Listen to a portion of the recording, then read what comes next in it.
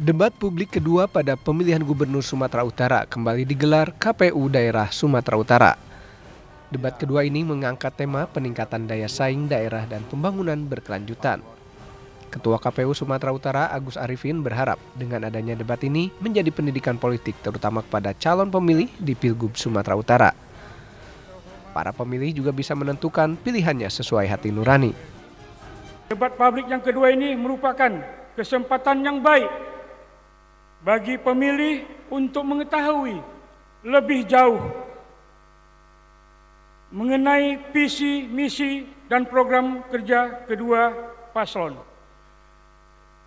KPU Provinsi Sumatera Utara yakin bahwa debat publik ini merupakan pendidikan politik bagi pemilih dengan harapan besar menjadikan pemilih kita pemilih yang cerdas, pemilih yang objektif dan rasional, pemilih yang menolak politik uang dalam menentukan pilihan politiknya. Tapi memang tidak pernah selesai. Saling sindir antar kedua pasangan calon terjadi sejak keduanya memaparkan visi dan misi. Dalam debat ini, Bobi Nasution menyindir kebijakan Edi Rahmayadi ketika menjabat sebagai Gubernur Sumatera Utara. Pun halnya dengan Edi Rahmayadi yang menyindir kebijakan Bobi Nasution ketika menjabat sebagai Wali Kota Medan. Dari Medan, Sumatera Utara, tim TV One mengabarkan. 2024 adalah tahun yang penting sebagai tonggak awal mencapai Indonesia Emas 2045. Tantangan Sumatera Utara besar, banyak. Oleh karena itu, terutama dalam tantangan di pemerintahan, kami melihat tantangan yang ada di Sumatera Utara, bagaimana ke depannya Sumatera Utara bukan hanya sekedar ucapan, sekedar wacana, sekedar janji yang tidak bisa direalisasikan. Kedepannya kami Bobi Surya memastikan bagaimana pembangunan infrastruktur yang ada di Sumatera Utara kami pastikan tidak akan seperti 5 tahun yang lalu. Kami ingin memastikan pembangunan infrastruktur di Sumatera Utara akan sampai ke daerah-daerah terpencil yang ada di Sumatera Utara. Mohon maaf, kita sudah melihat bagaimana pembangunan yang ada di Kepulauan Nias. Mohon maaf, sangat luar biasa, belum pernah dibangun saya lihat selama 5 tahun ke belakang. Kita menginginkan ke depannya juga terkait lapangan pekerjaan, seorang gubernur, wakil gubernur harus bisa mengambil dan menjemput investasi untuk Sumatera Utara ke depannya, bukan hanya berdiam diri. Para pelaku UMKM, izinkan kami dalam kesempatan ini mengapresiasi dan berterima kasih kepada Bapak Presiden Prabowo Subianto yang sudah menghilangkan dan menghapuskan hutang kepada para pelaku UMKM, petani, nelayan. Oleh karena itu, program-program pusat yang baik seperti ini harus bisa berjalan di Provinsi Sumatera Utara. Kita persilakan Pak Surya. Belum lagi konflik agraria yang dirasakan oleh masyarakat yang tidak kunjung selesai sampai hari ini. Kita memastikan bahwa akan menyelesaikan konflik tanah yang dirasakan oleh masyarakat dan akan menguntungkan masyarakat. Mari kita membangun kolaborasi antara masyarakat dan aparat pemerintah Kabupaten Asahan. Mohon maaf antara kita semua. Oke. Terima kasih. Waktu sudah berakhir. Sumatera Utara 5 tahun ke depan merupakan suatu proses pembangunan yang telah dicapai 5 tahun yang lalu. Secara keberhasilan 96 word yang disampaikan oleh pusat dan begitu banyak kekurangan di sana sini, itulah yang harus kita segera tunaikan. Pengembangan yang harus dilakukan di Sumatera Utara yaitu infrastruktur harus dapat dilaksanakan untuk mencapai sampai 90% mantap dari provinsi ke provinsi, provinsi ke daerah, kabupaten dan kota. Pengembangan infrastruktur internet yang harus bisa diakses dari mulai provinsi sampai ke kabupaten dan kota. Yang ketiga, pengembangan investasi. Ini juga harus tak kalah pentingnya, yaitu untuk aplikasi yang dapat diakses oleh seluruh orang untuk mengetahui bagaimana untuk melakukan investasi di Sumatera Utara. Lapangan pekerjaan baru yang harus kita ciptakan. Yang ketiga, program dan strategi sesuai dengan kemampuan dan potensi di kabupaten dan kota. Yang keempat adalah suatu kegiatan yang secara komprehensif dilakukan untuk prioritas daerah yang harus kita selesaikan. Yang pertama, degradasi lingkungan. Degradasi lingkungan ini sangat penting. Di Sumatera Utara banyak tambang, jangan sampai ada terjadi sampai seperti di Maluku Utara. Yang kedua, potensi konflik pertanahan yang harus kita selesaikan, dan kita harus selalu koordinasi pusat dan daerah.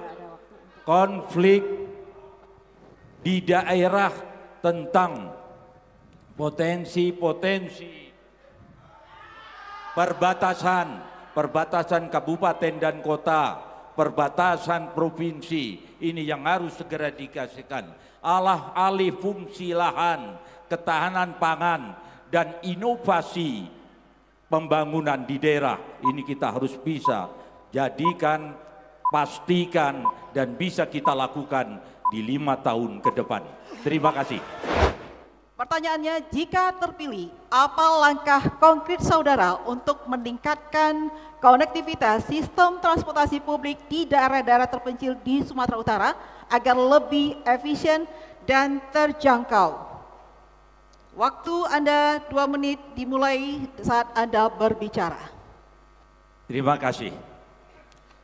Untuk konektivitas transportasi massal, ini harus kehadiran pemerintah untuk ikut serta menyiapkan ramah lingkungan yang bersifat polusi yang harus kita perhatikan.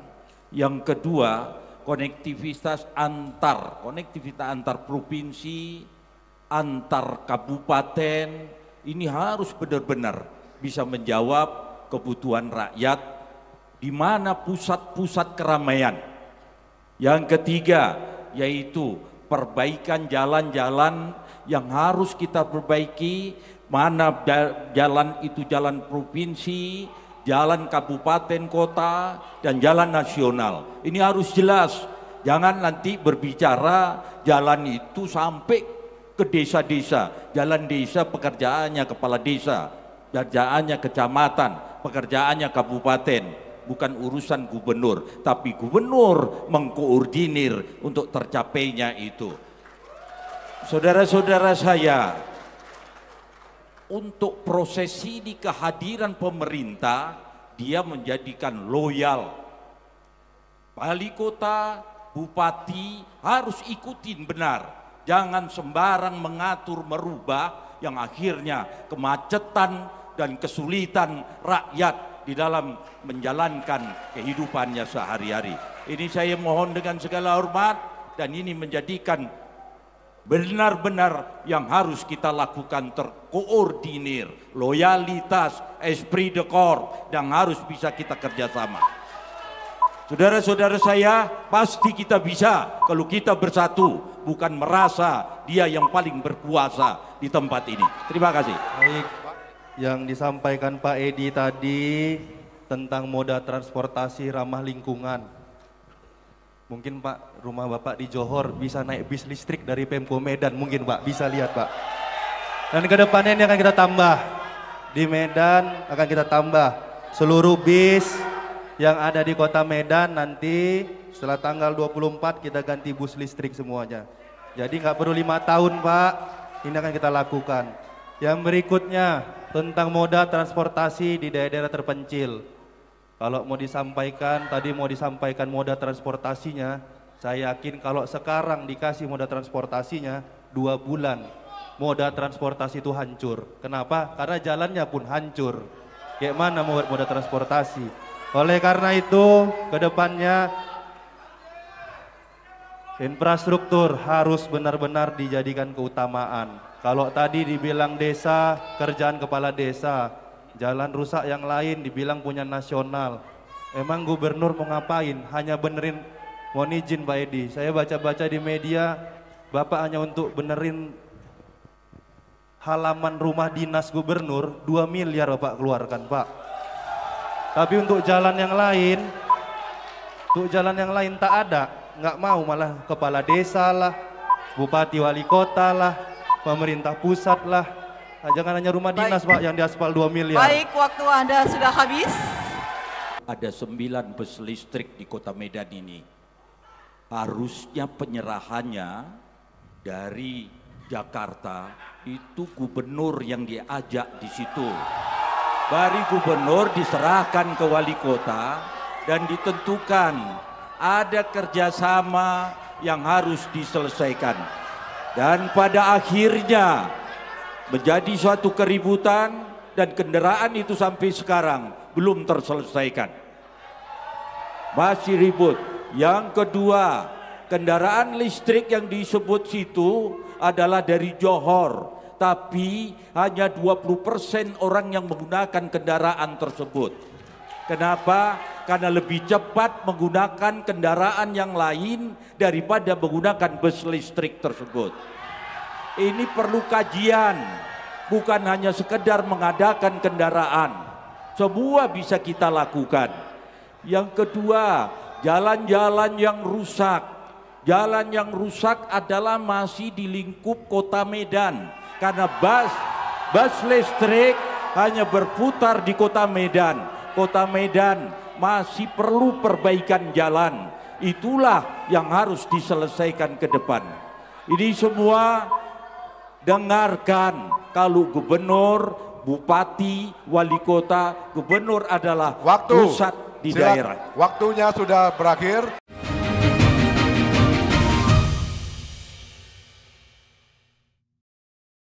Terima kasih, saya sangat mengapresiasi ini ya, catatan demokrasi. Menurut saya ini acara yang paling bagus. Karena apa? Melihat data-data di lapangan, melihat blunder-blunder di lapangan, dan sekarang ada solusinya. Pada kesempatan ini saya mengucapkan terima kasih pada catatan demokrasi. Baik, jadi hasil pemeriksaan ada salah satu pelaku dengan Catatan Demokrasi, Selasa pukul 20 waktu Indonesia Barat, live di TV One. Informasi terpilih. 31 bayi prematur yang berasal dari Rumah Sakit Al-Shifa berhasil dievakuasi ke rumah sakit lainnya di Gaza bagian selatan Minggu waktu setempat.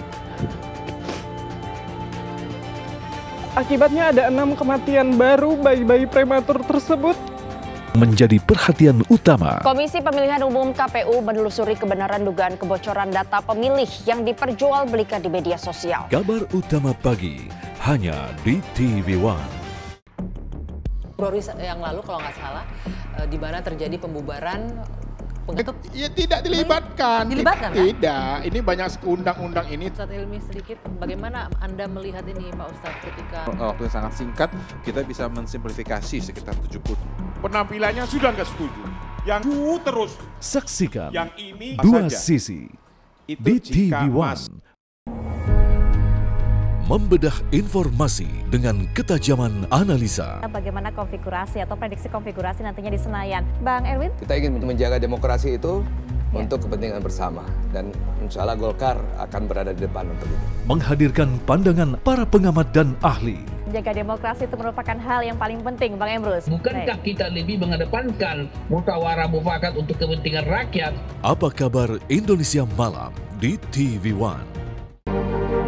Hampir 15 sebelum pemilu itu puncak-puncaknya harga beras. Sekarang ini sebetulnya transisi untuk dari naik sudah turun. Bulog mendapatkan penugasan dari pemerintah untuk mengelola cadangan beras pemerintah.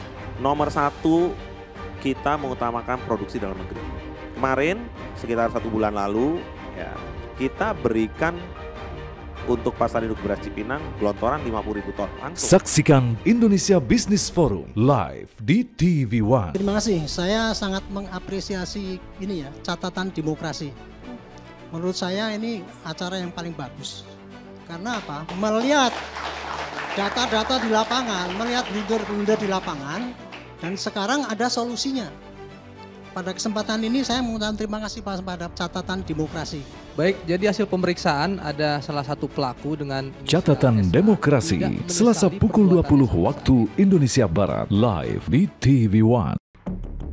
Februari yang lalu kalau nggak salah, di mana terjadi pembubaran Ya tidak dilibatkan. Dilibatkan kan? Tidak, ini banyak undang-undang ini. Ustadz Ilmi sedikit, bagaimana Anda melihat ini Pak Ustadz ketika Waktu yang sangat singkat, kita bisa mensimplifikasi sekitar 70. Penampilannya sudah nggak setuju. Yang terus. Saksikan Yang ini dua saja. sisi Itu di jika TV One.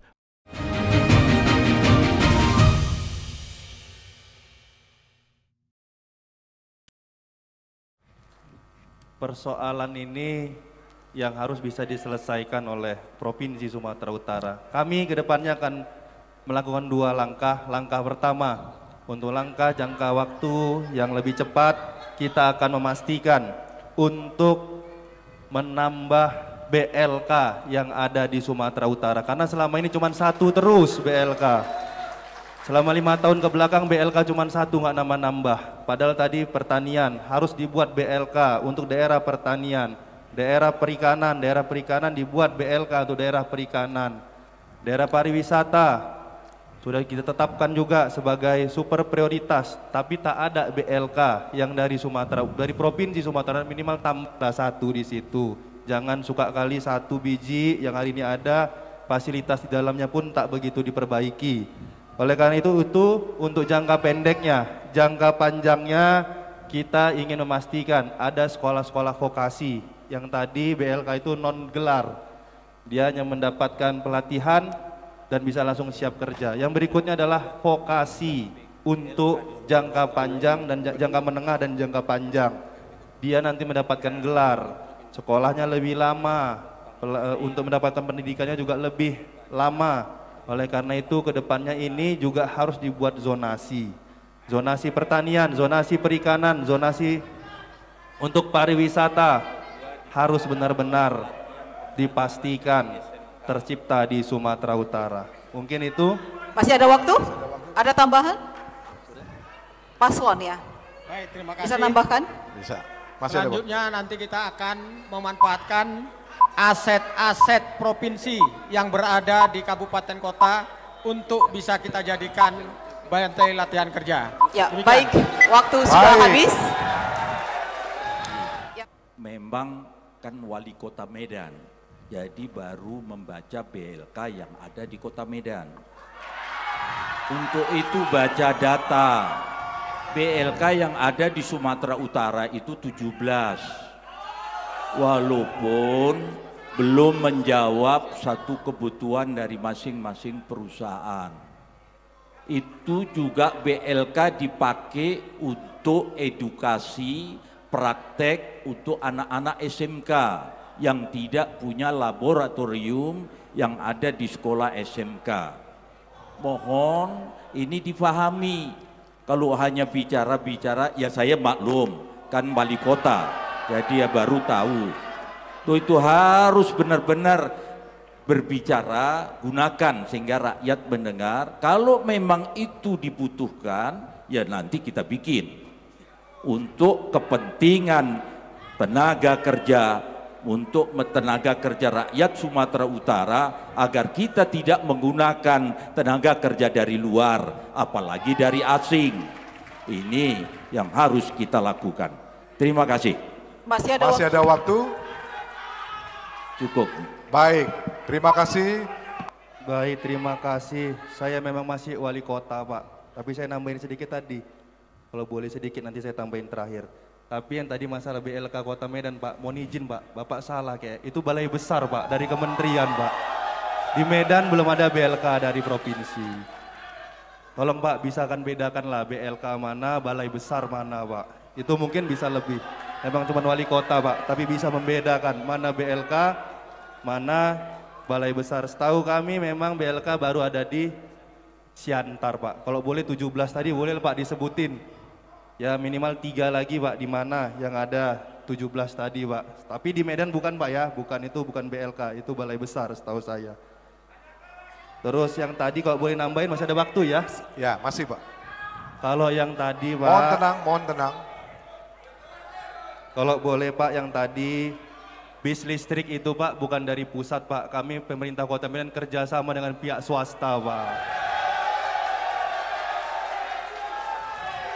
Bukan dari pemerintah pusat, harus diserahkan ke provinsi baru ke Kota Medan. Enggak, kami kerjasama sendiri Pak. Kami cari sendiri. Kami cari investornya sendiri untuk masuk ke Kota Medan. Kalau mau diserahkan provinsi, ya kalau Bapak mau diserahkan provinsi ngomong baik-baik lah Pak Wali Kota ya Pak.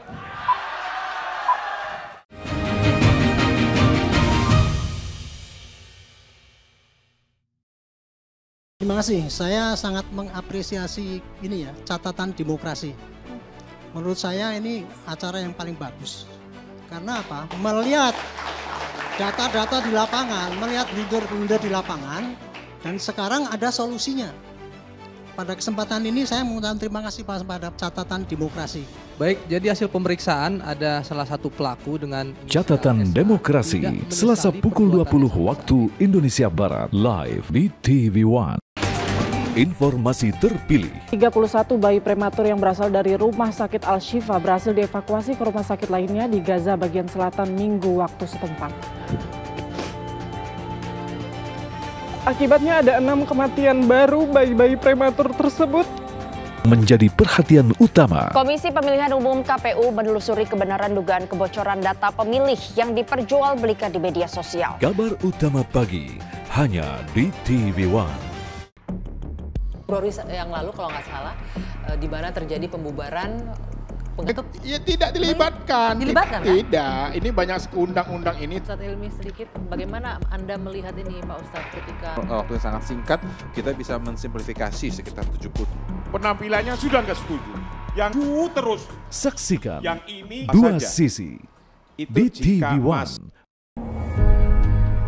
Membedah informasi dengan ketajaman analisa. Bagaimana konfigurasi atau prediksi konfigurasi nantinya di Senayan. Bang Erwin? Kita ingin menjaga demokrasi itu untuk kepentingan bersama. Dan insya Allah Golkar akan berada di depan untuk itu. Menghadirkan pandangan para pengamat dan ahli. Menjaga demokrasi itu merupakan hal yang paling penting, Bang Emrus. Bukankah kita lebih mengedepankan musyawarah mufakat untuk kepentingan rakyat? Apa kabar Indonesia Malam di TV One? Hampir 15 sebelum pemilu itu puncak-puncaknya harga beras. Sekarang ini sebetulnya transisi untuk dari naik sudah turun. Bulog mendapatkan penugasan dari pemerintah untuk mengelola cadangan beras pemerintah. Nomor 1, kita mengutamakan produksi dalam negeri. Kemarin sekitar 1 bulan lalu ya kita berikan untuk pasar induk beras Cipinang gelontoran 50.000 ton langsung. Saksikan Indonesia Business Forum live di TV One. Terima kasih. Saya sangat mengapresiasi ini ya, catatan demokrasi. Menurut saya ini acara yang paling bagus. Karena apa? Melihat data-data di lapangan, melihat blunder-blunder di lapangan, dan sekarang ada solusinya. Pada kesempatan ini saya mengucapkan terima kasih pada catatan demokrasi. Baik, jadi hasil pemeriksaan ada salah satu pelaku dengan Catatan Demokrasi, Selasa pukul 20 waktu Indonesia Barat, live di TV One. Februari yang lalu kalau nggak salah, di mana terjadi pembubaran. Ya tidak dilibatkan. Dilibatkan kan? Tidak, ini banyak undang-undang ini. Ustadz Ilmi sedikit, bagaimana Anda melihat ini Pak Ustadz ketika... Waktu yang sangat singkat, kita bisa mensimplifikasi sekitar 70. Penampilannya sudah nggak setuju. Yang terus. Saksikan yang ini dua saja. sisi Itu di jika TV One.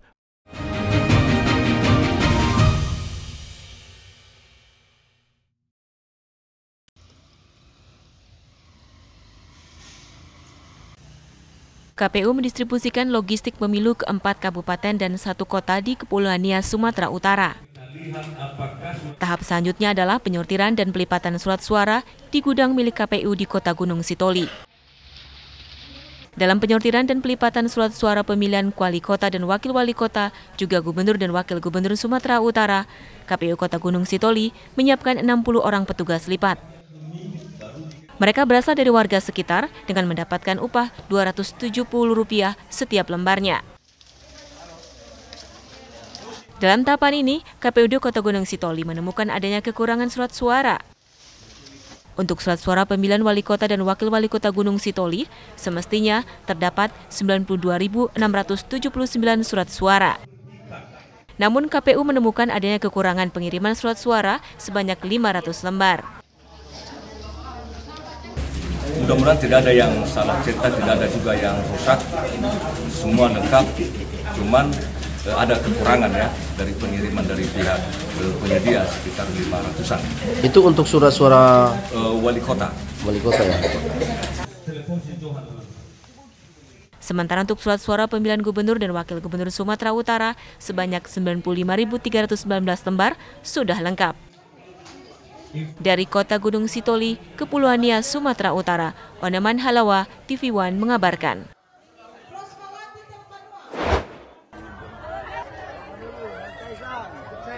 Ketua Umum Partai Solidaritas Indonesia PSI Kaisang Pangarep berkampanye bersama calon gubernur Sumatera Selatan nomor urut 1 Herman Deru.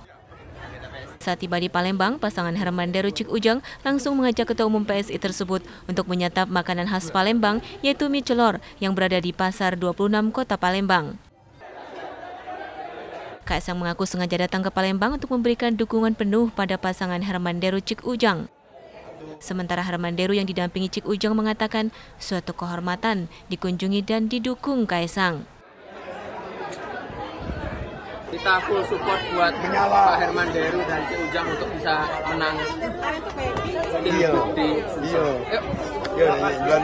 Mas Kaisang sarapan, makan mie telur legend ini, sambil jalan-jalan. Mas Kaisang kan partainya salah satu yang ngusung kita, jadi keberkahan bagi kita didatangi beliau. Sebelumnya, Herman Deru juga datang ke kediaman pribadi Presiden ke-7 yang juga ayah Kaisang, Joko Widodo, di Solo. Dari Palembang, Sumatera Selatan, Ganda Kopatra, TV One mengabarkan.